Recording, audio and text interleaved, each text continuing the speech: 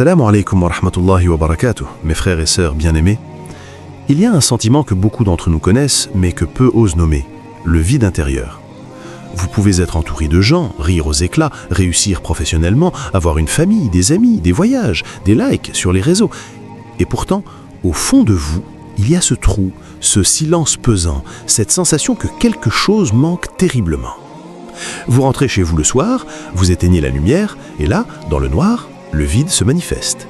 Il n'a pas de forme, pas de nom précis, mais il est là. Il vous dit « tu as tout, mais tu te sens vide ». Ce vide n'est pas une maladie psychologique, ce n'est pas non plus un manque d'argent, de reconnaissance ou d'amour humain. C'est un appel silencieux, doux mais persistant de votre Créateur qui vous dit « reviens vers moi. Ton cœur est fait pour moi, pas pour ce monde ». Aujourd'hui, nous allons explorer ensemble ce vide, sa signification profonde et surtout la réponse que Allah attend de nous quand il permet qu'il s'installe dans nos cœurs. Il faut faire une distinction claire. Il y a le vide émotionnel, manque d'amour, de reconnaissance, de présence, et il y a le vide spirituel. Le premier peut être soulagé temporairement par une relation, un ami, un conjoint, un succès.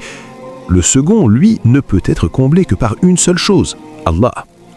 Quand le vide est spirituel, aucune réussite matérielle, aucun mariage heureux, aucune amitié profonde ne suffit parce que le cœur a été créé avec un espace réservé exclusivement à son Créateur.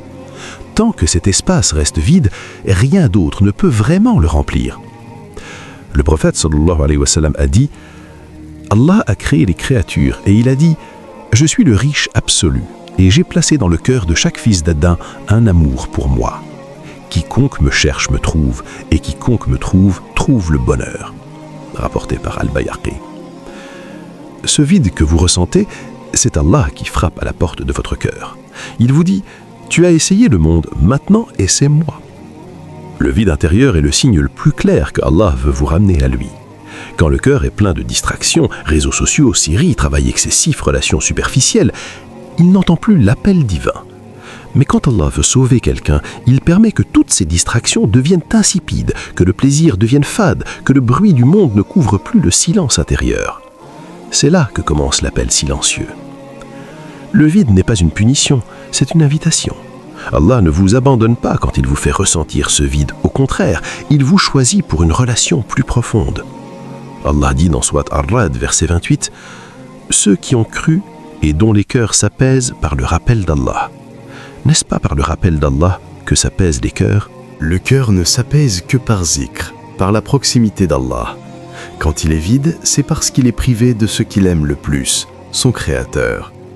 Un autre verset magnifique dans Sourate Al-Ankabut, verset 45, « La prière préserve de la turpitude et du blâmable, et le rappel d'Allah est certes plus grand. » La prière et le zikr sont les seuls remèdes durables au vide intérieur.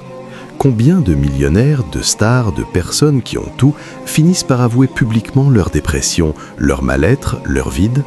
Ils ont des millions d'abonnés, des voitures de luxe, des maisons de rêve, des voyages incessants.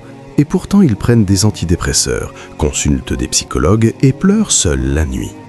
Pourquoi? Parce que le cœur n'est pas fait pour les choses, il est fait pour celui qui a créé les choses.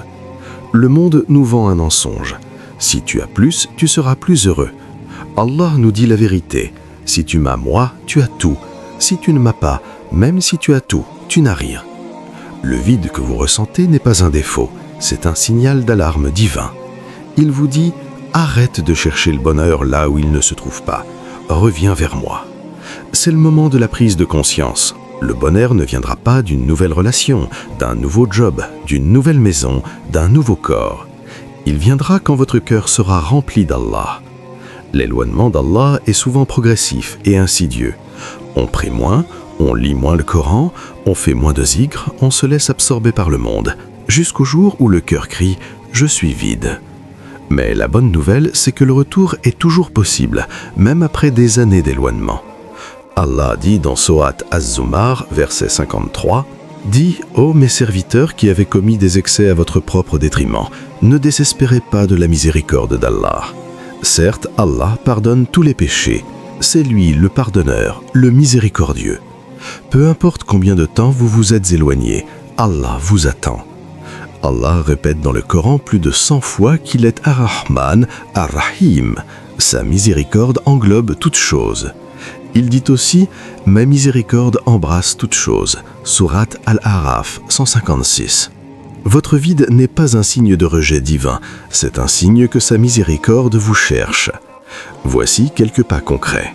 Revenez à la prière à l'heure, même si c'est difficile au début. Lisez ne serait-ce qu'une page de Coran par jour avec compréhension.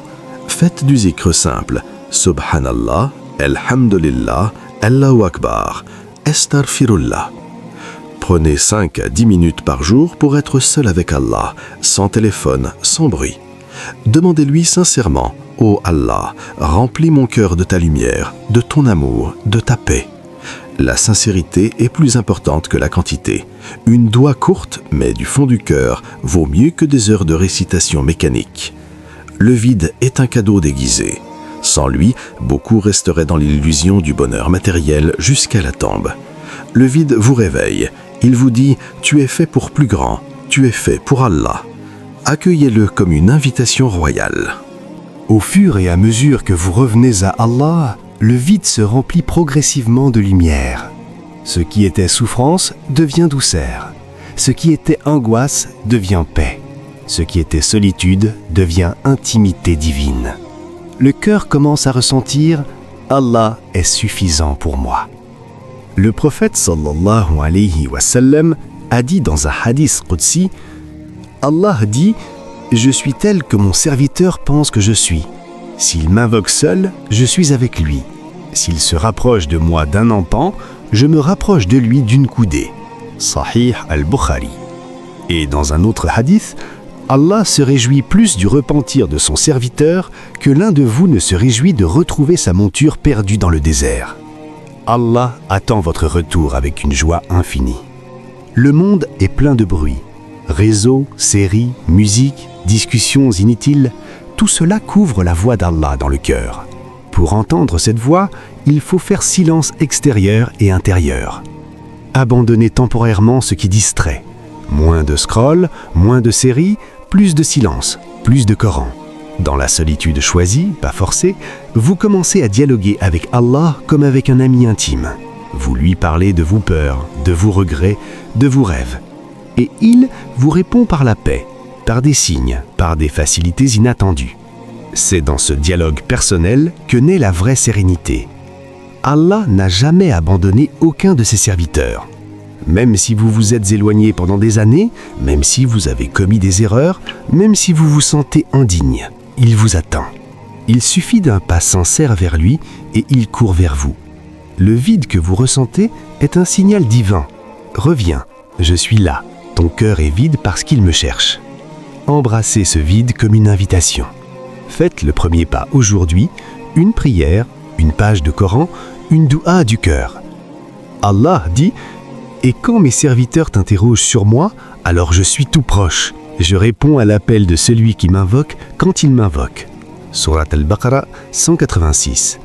Il est proche, plus proche que votre veine jugulaire.